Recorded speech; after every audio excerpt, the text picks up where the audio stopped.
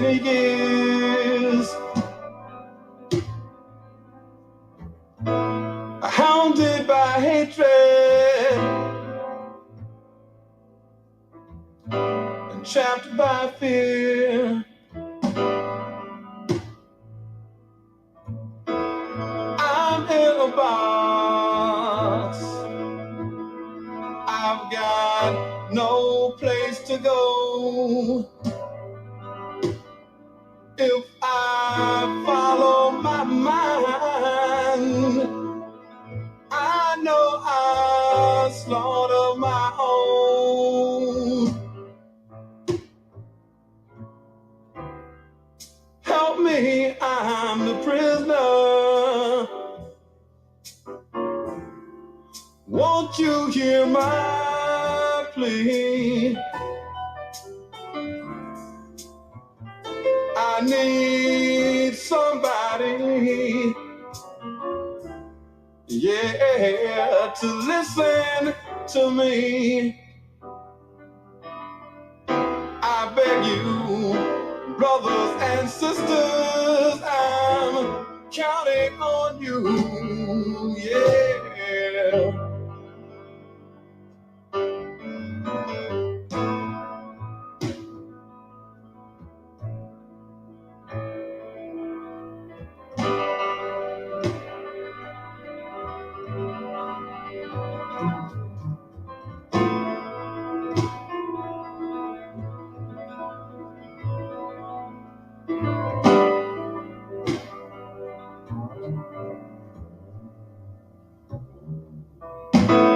Black babies in the womb, shackled and bound, chained by the caveman who keeps beauty down. Smacked on the ass when they're squalling and wet. Heir to a spineless man. Peace and love. Welcome again to the NEPPC podcast. I'm Brother Frank, and I'm with former political prisoner Abdul Haq Islam. Today's episode, we focus. We have a continued discussion on Black music, because this is Black Music Month, June, and June is a powerful month. But Black music is powerful, right? It's a political weapon if used right? Meaning that the lyrics have to be reflective of what's going on. I think Nina Simone said it best. She said that an artist had the responsibility of reflecting the times, right? If you have oppression going on, police brutality, senseless violence, or the struggle for reparations, the struggle to advance people of color, working class people, then you have to reflect that as an artist, whether you're an actor, whether you're a musician, whatever your choice, expressing your artistic capabilities, you need to reflect what's going on currently. And that's why we have to look at our music, and we as a consumer have to make that demand that we want those who are supposed to be of us to speak for us and do so accurately.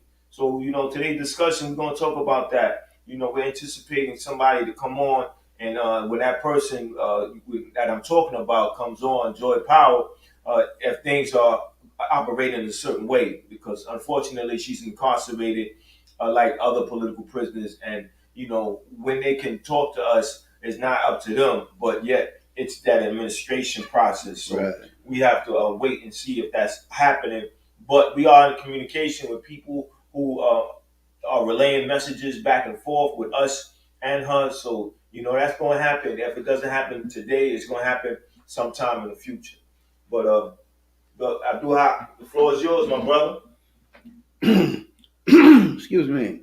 Yeah, peace and love. Once again, we bring forth messages, that come from the belly of the beast, a beast that lives, whose food is injustice, oppression, and epics of violence. Voices that are calling, in spite of all this environment, are calling for justice and an end to oppression and for some freedom. Sister Joy Powell, I want to repeat.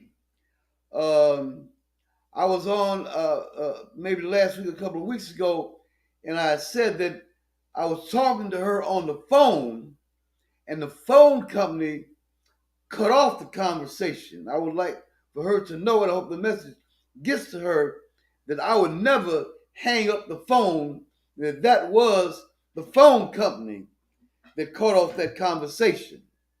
A sister, Reverend Joy Powell, a sister who spoke out against oppression and injustice and racism in a town that has a very, very racist reputation in history, Rochester, New York, because of her speaking against police oppression, police violence, and her using her platform to stop the violence among the youth in Rochester. The police warned her that she was a target, so they framed her up on some assault charges, no evidence, and, to add to the racial dimensions of the case, an all-white jury, so you can expect, it's not a surprise that an all-white jury would come with a guilty verdict when there's no evidence whatsoever. The only evidence they need is the color of the person's skin that's sitting up there in the courtroom.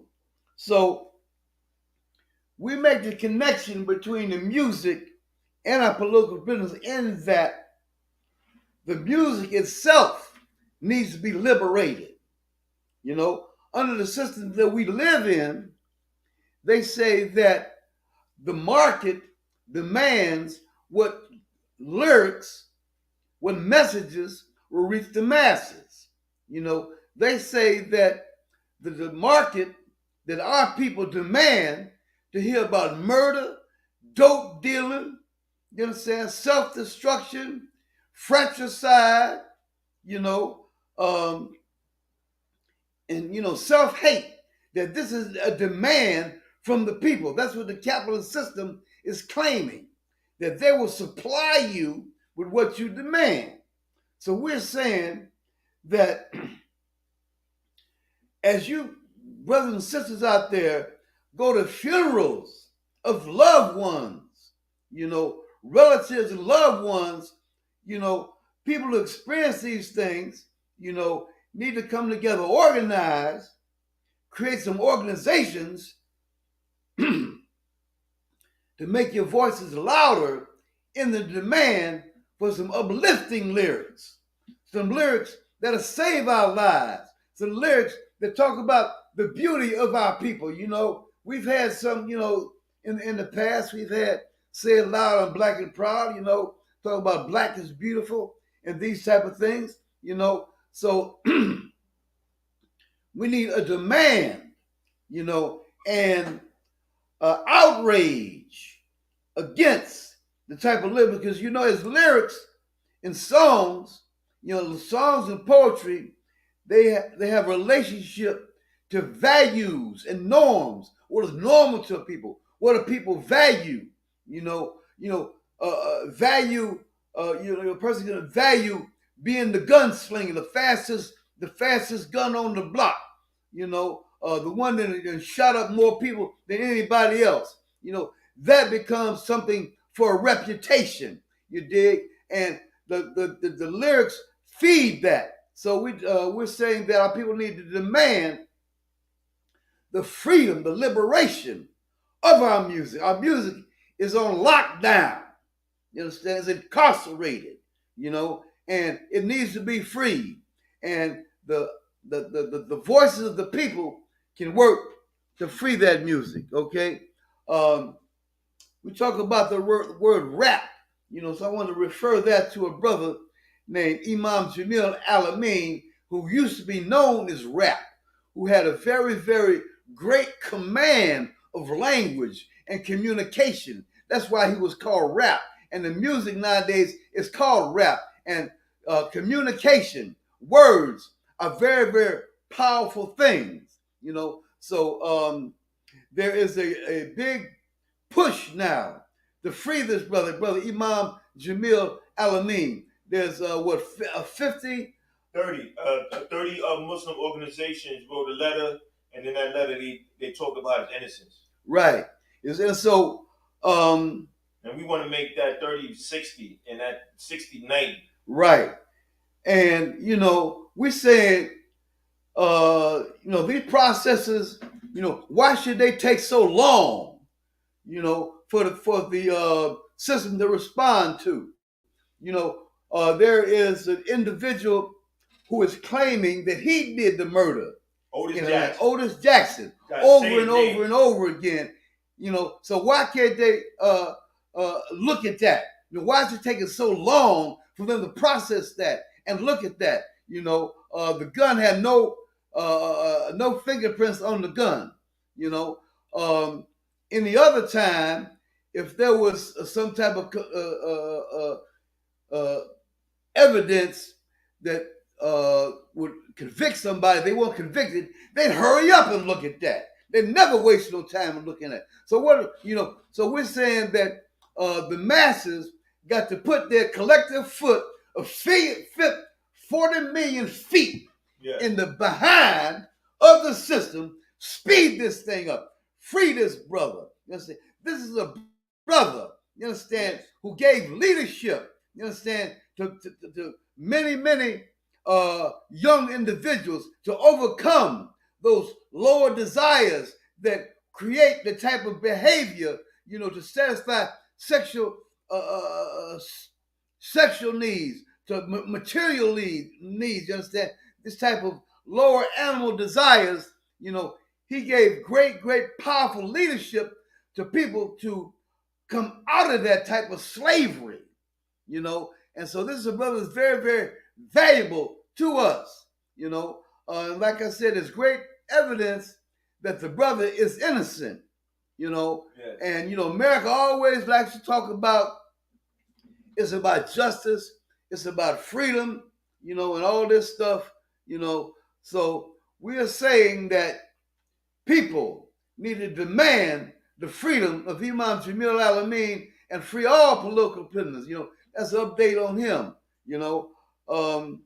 and we just can't be lackadaisical, do nothing. Yes. You understand what I'm saying? We got to be active. We got to be activists.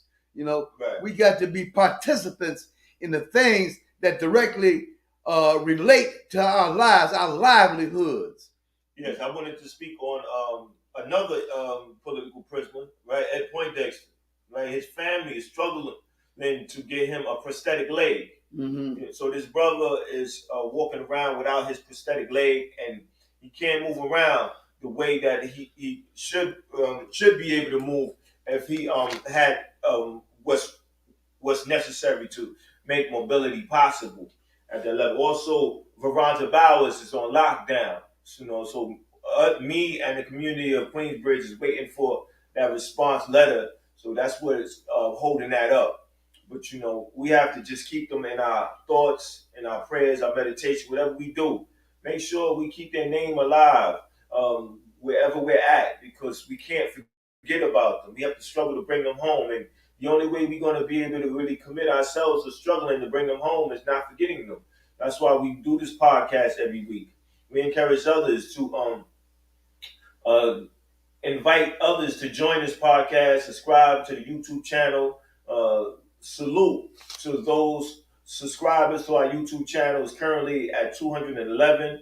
So let's continue to increase those numbers so we can amplify our message of freeing our political prisoners and not letting them die in prison. They deserve to come home. They fought long and hard. That's why the music that we listen to.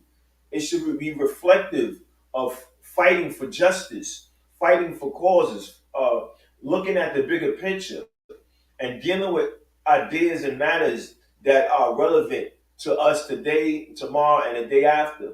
Because we're fighting for another generation to live a life that is better than the life that we have. The only way we can do that is by remaining active, by standing up and fighting back, like our political prisoners have done. You know, earlier I mentioned a quote from Nina Simone. Another quote that she had was about, "I'll tell you what freedom is. Freedom is no fear," and that's what our political prisoners understand. They said freedom is being fearless, and that's why they're incarcerated, because the extent of where they were going to fight for our freedom. You know, casualties happen when you're engaged in a war, right? Wars are physical, wars are mental, wars are ideas, and we have to understand that. So once we start dissecting the concept of war, then we know what's at stake. So our political prisoners are extremely brave. They understand the love that needs to be shown and advocated, not by one's word, but by one's deeds. You know, yesterday we celebrated, rather, we had a commemoration of Coltrane Shimarenga. That was a former political prisoner. He understood what it meant to put it all on the line. And, you know, his example of what it is to fight and love black people is an example that we are demonstrating right now. He was one of the founders of the human rights organization, the September 12th movement, and his ability to assess the situation and organize people to address it appropriately is something that needs to be shared with people who are advocating for the advancement of people of color, for the advancement of working class people. So when we come on this platform and we talk about political prisoners, we have to always connect that to culture, right? Excuse me, brother. Yes. When you talk about Train, did you mention that at one time Coltrane Shimarenga was a political prisoner also? Yes, speak on that, brother. Yeah, during the New York 8 trial, Coltrane Shimarenga, who we call the tall brother, you understand?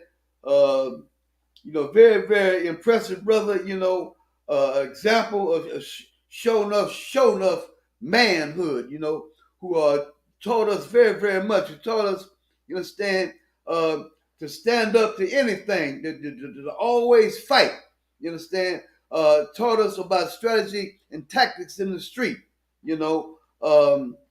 You know, another brother, which, you know, we were talking about political prisoners. He was a former political prisoner. You know, his birthday was yesterday, July 13th, which is also my mother's birthday. You know, bless her heart, you did. And so remember all our political prisoners, Brother Coltrane and all the rest of them.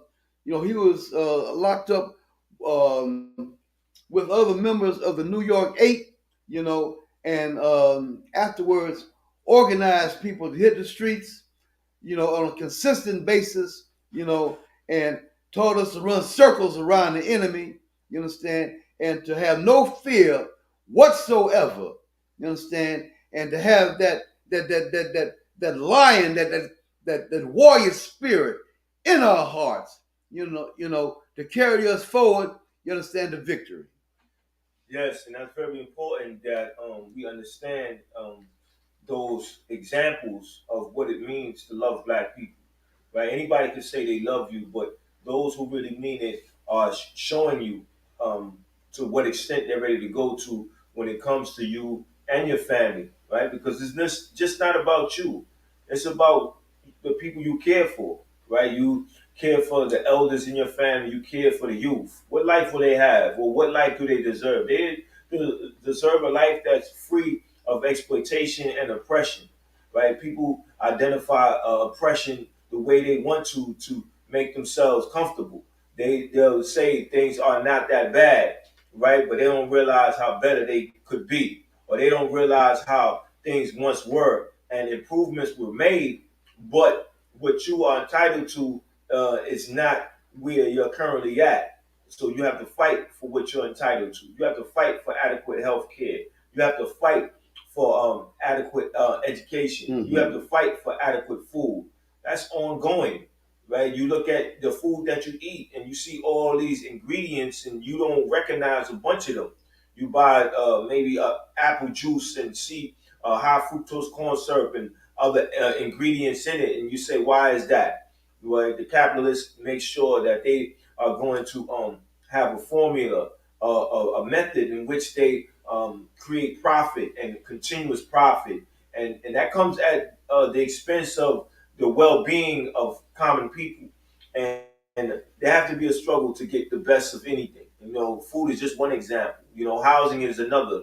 There's a serious lack of affordable housing. They'll build more shelters than they would affordable housing because somebody somewhere can make a profit. So these are questions we have to raise. So the answers that we receive are answers that make the most sense politically, right? Because when we talk about politics and we talk about being political, we're talking about the acquisition of power. How do you relate to power? You wake up every day and power is something that you need if you want to stay alive, if you want to have a life that's worth living. And that's why when we come on this platform and we talk about political prisoners, it's a serious discussion. And we encourage all those who tune in to write a comment, say something, give us feedback, let us know how we can make our show more popular or how we can just spread the word to more people because you know there's people with ideas, there's people with opinions, and you know we're not gonna make everybody happy, and we're not here to do that. We're here to put out the message about political prisoners, those who are doing work, organizing people around ideas that are beneficial to the interests of the collective.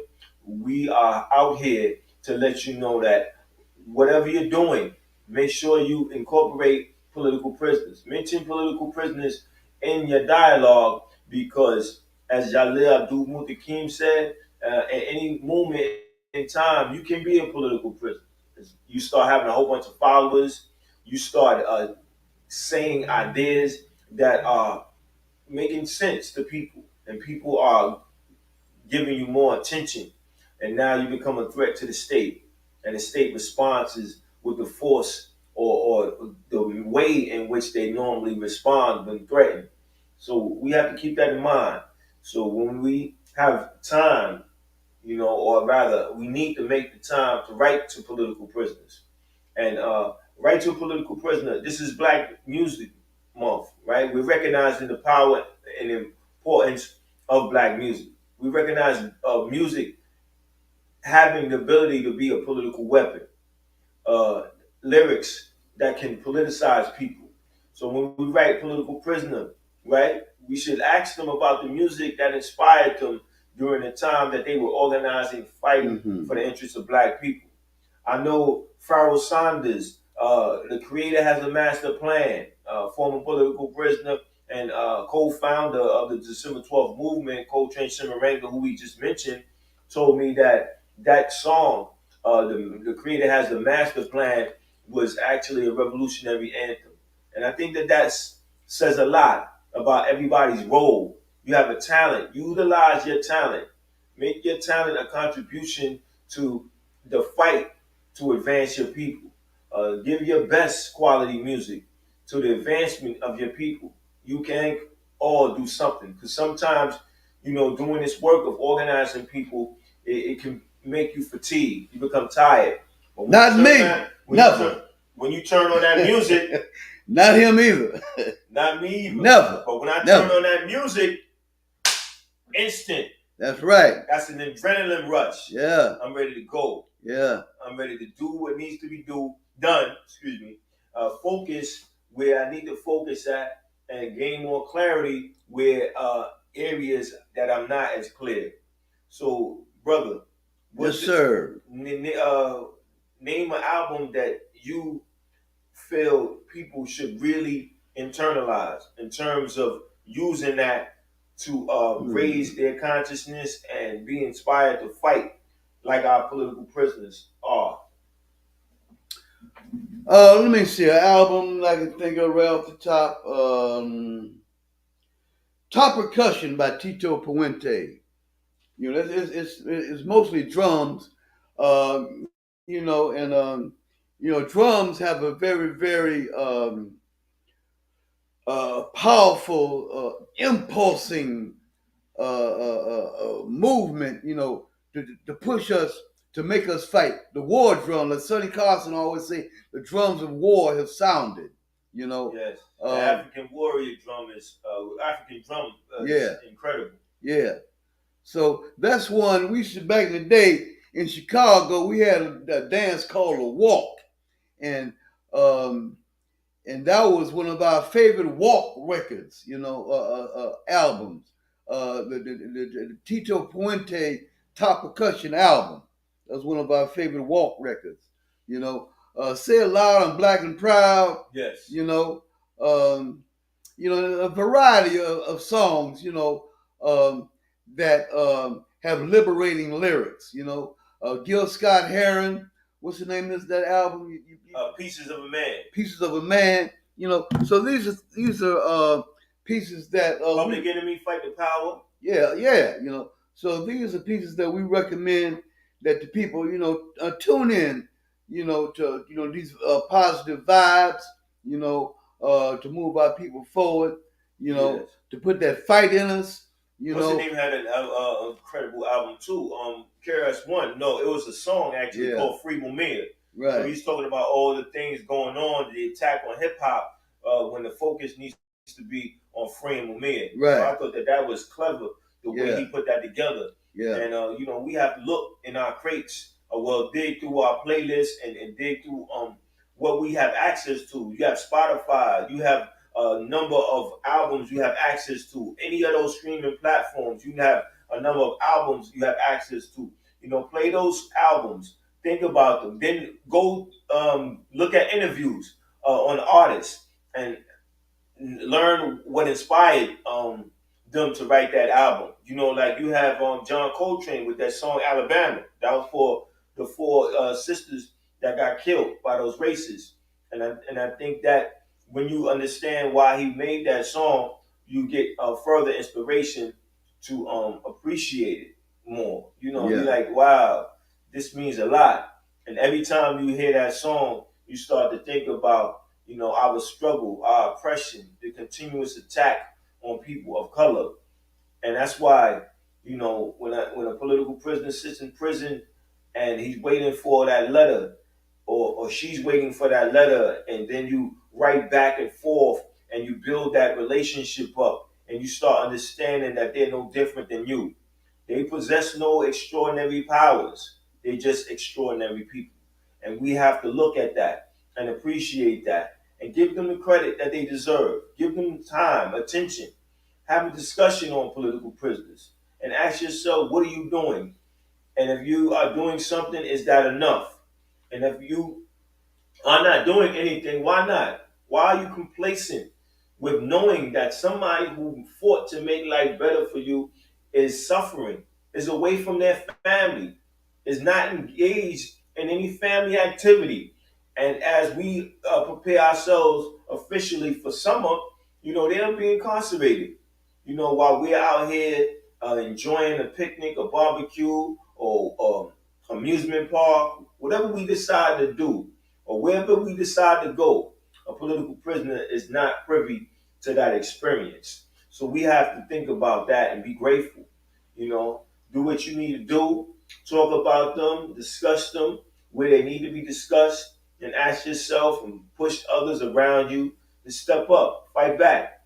Anytime you hear somebody talking about injustice or the fight for injustice or the fight against injustice, talk about the sacrifice of political prisoners. Another thing too, we mentioned those 30 Muslim groups that wrote that letter in solidarity for Imam al-Amin, Imam al-Jamil al-Amin. Imam Jamil al-Amin. Yes. Formerly known as H. Rap Brown. Yes, so we salute all those Muslim groups that wrote that letter, and we want others to write that letter. Right on.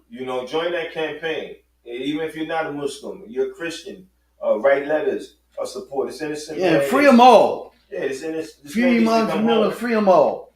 Free them all. All right, brother. That's about it. Well, My one words. more thing. Remind Your closing y'all, remarks, brother. Juneteenth is coming up.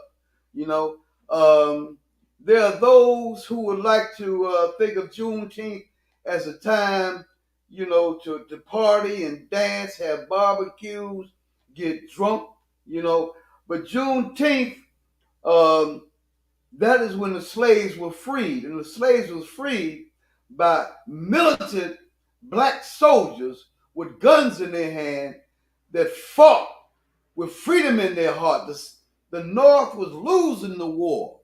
It was black soldiers with that fiery fight in them, you understand, that won the Civil War and freed our people. So remember, Juneteenth is coming up on the 19th, so celebrate it in the right spirit, and listen to those messages that put the right type of warrior spirit in you, nobody wants to go to jail for 25 years to life because you thought somebody was looking at you on a train when you was actually looking out the window, or somebody bumped into somebody, or some dumb stuff, To fight the righteous fight, housing, food, security, jobs, employment, education, you understand, economics, you understand, to stand up and fight for justice, fight against oppression, you understand, and let that sun rise in you, in your heart. Your heart be like a sun rising, a sun that gives life to everything. You understand? And to struggle and fight, you understand, and join the campaign to free them all. What's the call? Free them all. That's right. There you have it. Tune in next time. Please share, and let's stay in touch. Don't let